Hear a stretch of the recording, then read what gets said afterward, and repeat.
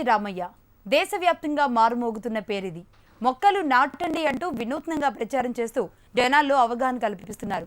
వృక్షో రక్షతి రక్షితః అని రాసి ఉన్న గుండ్రని రేకును తలకు కిరీటంలా ధరించి నిత్యం ఏదో ఒక ప్రాంతంలో సంచరిస్తూ ఉంటారు.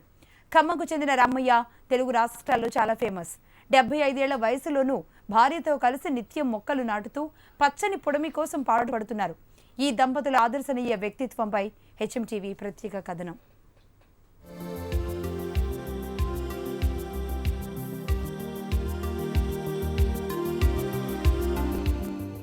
ఏళ్ల వయసు, ఎండ వాన లేదు, ఎప్పుడూ ఏదో ప్రాంతంలో సంచరిస్తూనే ఉంటారు. మొక్కలు నాటడంపై విశిష్టత గురించి జనాల్లో అవగాహన కల్పిస్తూ ఉంటారు. సమాజ సేవకు కొత్త అర్థం చెప్తున్నారు వనజీవి రామయ్య.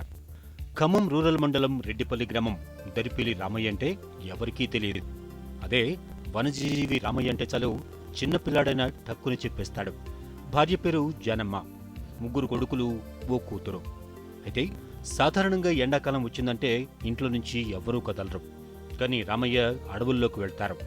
రకరకాల పత్రాలు, వృక్షాలు సేకరించి దాచిపెడతారు.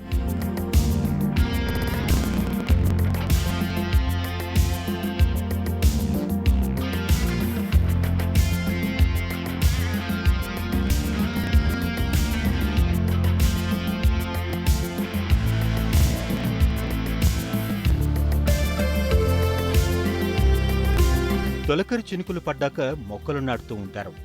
అక్కడ ఇక్కడ అని కాదు, ఎక్కడ ఖాళీ కనిపిస్తే అక్కడ గింజలు నాటుతారు. కొన్ని వందల రకాల విత్తనాలు అడవుల్లో తప్ప జనారణ్యంలో పెద్దగా తెలియని చెట్లెన్నో రామయ్య చేతుల మీదుగానే పురుడు పోసుకున్నాయి. వృక్షో రక్షతి రక్షిత అని రాసి ఉండే అట్ట మొక్కలు తలకి తగిలించుకొని ప్రచార పర్వంలో మునిగిపోతారు. సినిమా పాటలను, విప్లవ గీతాలను ప్యారడీ చేసి మొక్కల ప్రాధాన్యాన్ని చాటి చెప్పేలా అన్వయించి పాడతారు. అంతెందుకు, మనవళ్ళు మనవరాళ్లకు కూడా చందన పుష్ప, హరిత లావణ్య, కబంధ పుష్ప, వనశ్రీ అని చెట్ల పేర్లనే పెట్టారు.